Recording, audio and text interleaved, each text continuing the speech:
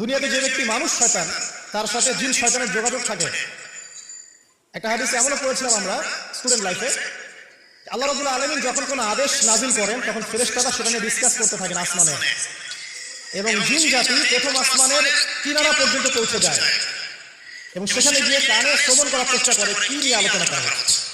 যদি কোনো একটা সংবাদ তাদের কান পর্যন্ত চলে আসে, তাদেরকে বিতাড়িত করার জন্য আল্লাহ রাব্বুল আলামিন উল্কা পিণ্ড করে দেন।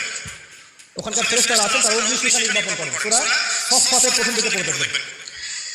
এই জিন দুনিয়াতে যে কবিরাজ বা তান্ত্রিক বা জাদুকরের আন্ডারে আছে, সে এসে তাকে জানিয়ে দেয় এই হতে যাচ্ছে। তখন সেই তান্ত্রিক এই সত্যতার সাথে আরো 100টা মিথ্যা জড়িয়ে জনগণকে বিভ্রান্ত করে। তখন তার কথা শুনে যায়, মানুষ মনে করে যে তান্ত্রিক অনেক বড় হয়ে যায়। এগুলো সবই ফিতনা। যাই হোক, এই জিনের ব্যাখ্যা কিন্তু আমরা করতে পারছি না বিজ্ঞান দিয়ে। আমরা আত্মা কাকে বলে জানি না। আত্মার কি কোনো বৈজ্ঞানিক ব্যাখ্যা আছে?